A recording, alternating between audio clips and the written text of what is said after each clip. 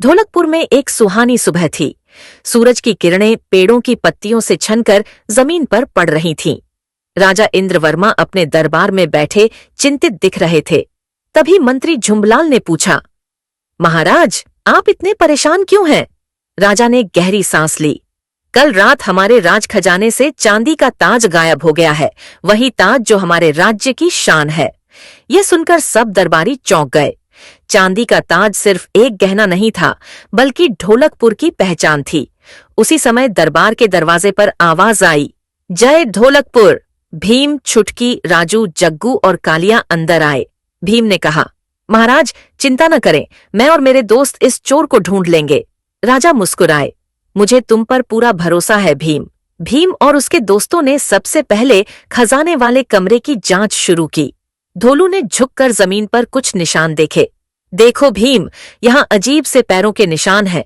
जग्गू बोला, ये इंसान के नहीं लग रहे, कुछ तो गड़बड़ है। भीम ने ध्यान से देखा। निशान ऐसे लग रहे थे जैसे कोई लकड़ी के पैर वाला हो। भीम ने कहा, हमें इन निशानों का पीछा करना होगा। निशान उन्हें ढोलकपुर के बाहर पुराने जंगल की तरफ ले गए। वहां पर हमेशा अंधेरा और सन्नाटा रहता था।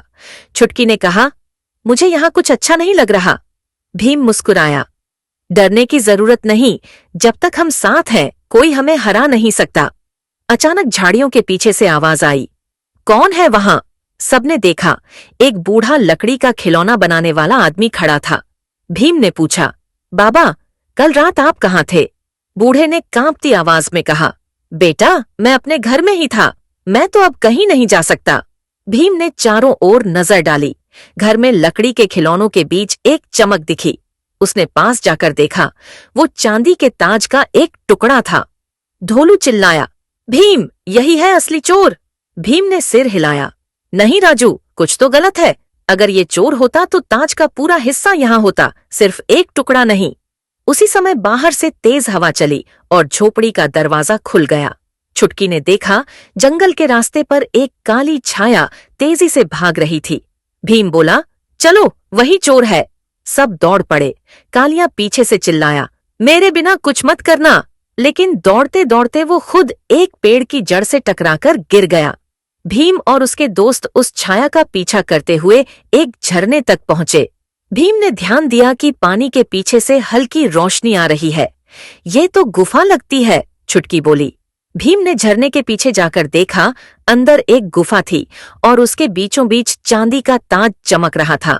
लेकिन ताज के पास कोई इंसान नहीं था, बल्कि एक मैकेनिकल रोबोट जैसा दिखने वाला लकड़ी का पुतला बैठा था। भीम ने देखा कि पुतले की आंखें नीली चमक रही थीं। भीम ने पास जाकर देखा, उसके सीने पर एक नाम लिखा था, आविष्कारक मुरलीधर। बूढ़ा खिलौना बनाने वाला भी वहीं आ गया। उसने आंसू पोंछते हुए कहा, ये मेरा बेटा मुरलीधर था। वो एक जादुई रोबोट बना रहा था जो ढोलकपुर की रक्षा करे।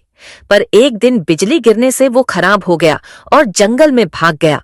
लगता है उसने गलती से ताज उठा लिया। सबके चेहरे पर हैरानी थी। भीम ने कहा, बाबा, आपका बेटा चोर नहीं था, वो तो अपने बनाए रोबोट को सुधारने की कोशिश कर रहा था। फिर भीम ने रोबोट के पीछे से ताज उठाया और सावधानी से उसे कपड़े में लपेट लिया। चलो, इसे वापस महल में ले चलते हैं। अगले दिन पूरा ढोलकपुर खुशियों से झूम उठा। राजा ने घोषणा की, छोटा भीम और उसके दोस्तों ने हमारा ताज वापस लाकर राज्य की इज्जत बचाई है। बूढ़े खिलौना बनाने वाले ने आगे बढ़कर कहा, मेरा बेटा अब नहीं रहा, पर मुझे गर्व है कि उसकी बनाई चीज गलत साबित नहीं हुई। धन्यवाद भीम।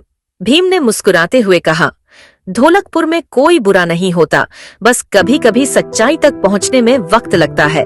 लाइक और सब्सक्राइब एक चैनल के लिए और अपडेट्स के लिए।